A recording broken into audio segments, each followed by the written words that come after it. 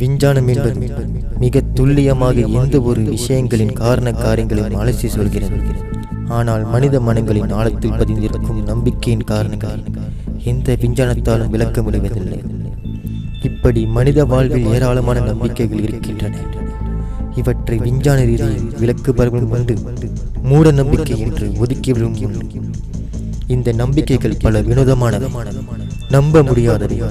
அது மட்டும் இல்லாமல் நாட்டுக்கு நாடு, கலாச்சாரத்திற்கு கலாச்சாரம் இவை மாறுபட்டவையாக உள்ளன. மர்ம கதைகளை பிறர் சொல்லி நீங்கள் கேட்டிருப்பீர்கள், புத்தகத்தில் படித்து பிறருக்கு சொல்லியிருப்பீர்கள். ஆனால் அதை உண்மையென ஆராய்ந்திருக்க மாட்டீர்கள். அதை வெறும் கதை என்று விட்டிருப்பீர்கள். இன்னும் சிலர் அதை பேசவே மனோதைரியம் இல்லாமல் இருப்பீர்கள். ஆனால் முதல் முறையாக மிக துணிச்சலாக பல எதிர்ப்புகளை சமாளித்து படம் பிடித்து காட்டப்பட்டது.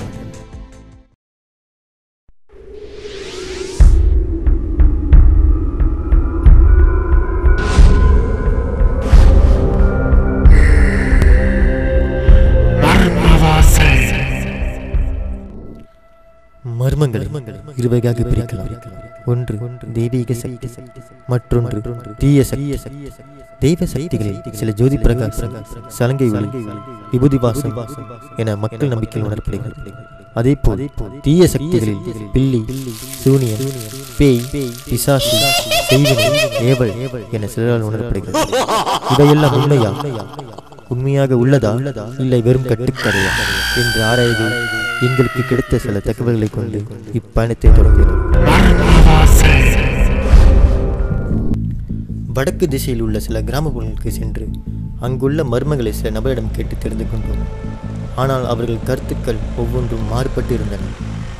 பலரின் கோணத்தில் விபூதி வாசமும் வினோதமான ஒலிகளை கேட்டு உணர்வதால் அதை தெய்வீகமாக உணர்கிறார்கள். இன்னும் சிலர் அவைகளை பேய் நடமாட்டம் என்று பயந்து கூறுகின்றனர். வெளிப்புறம் உள்ளவர்களின் பார்வைக்கு போதைப்பித்தர்கள் நடமாட்டம் அங்கு அதிகம் என கூறுகிறார்கள். இவையெல்லாம் நள்ளிரவில் மட்டும் நடப்பதாக கூறுவதால் நாங்களும் இதை கண்டறிய நள்ளிரவில் ஆயத்தமானோம்.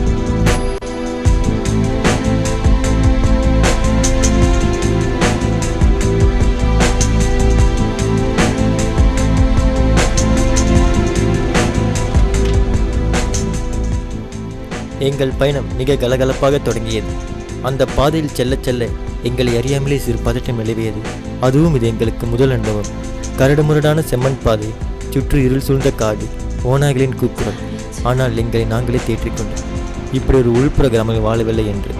இப்படியாக பல சிந்தனைகள் நினைத்துக்கொண்டே நாங்கள் குறிப்பிட்ட இடத்தை வந்து சேர்ந்தோம்.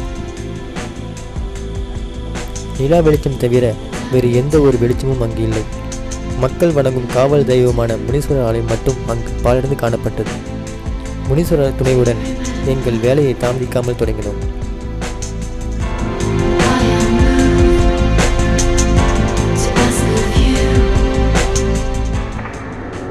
அந்த இடமே மக்கள் கூறியதை விட மிக பயங்கரமாக தோற்றமளித்தது.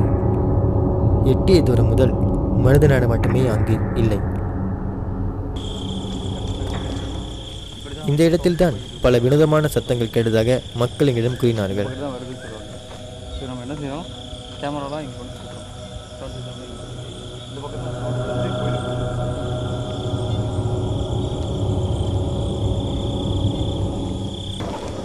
சற்றும் தாமதிக்காமல் எங்கள் கேமராவையும் பூமையும் பொருத்த தொடங்கினோம்.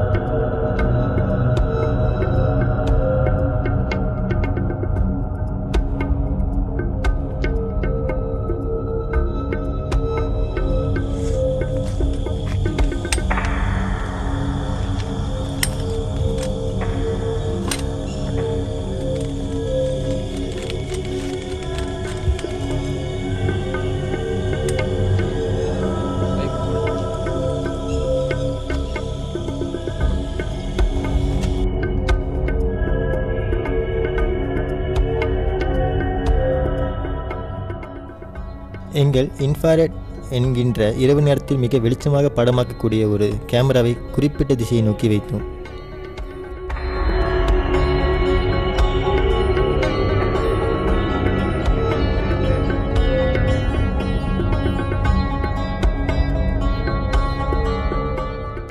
அனைத்து கருவிகளும் சரியாக வேலை செய்கிறதா என்று சரிபார்த்து கொண்டிருந்தோம்.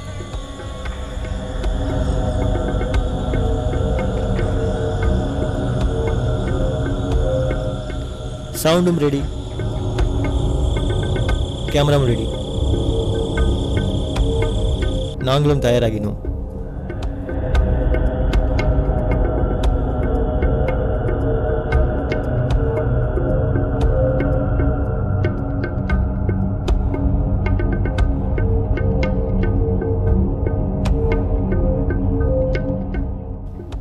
ஒவ்வொரு வினாடியும் ஒவ்வொரு யுகமாக எங்களுக்கு தோன்றியது.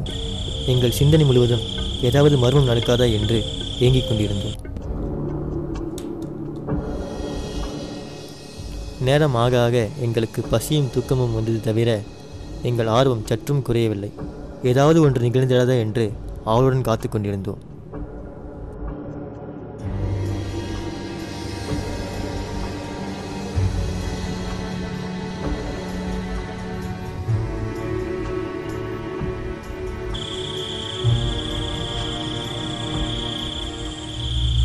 அப்போது திடீரென ஒரு வினோதமான சத்தம் எங்களுக்கு கேட்டது.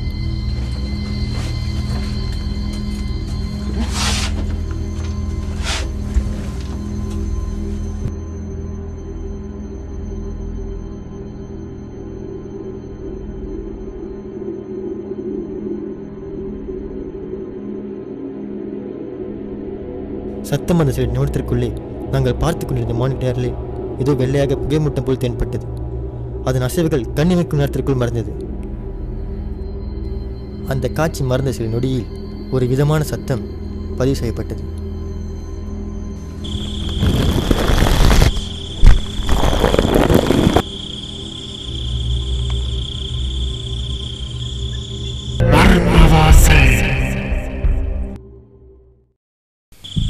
சில நொடிகள் வந்த சத்தமும் கண்ட காட்சியும் எங்களை மெய்சிலிருக்க வைத்தது. இது என்னவென்று எங்கள் ஒவ்வொரு மனதிலும் பலவாறு கேள்விகள் இருந்தது.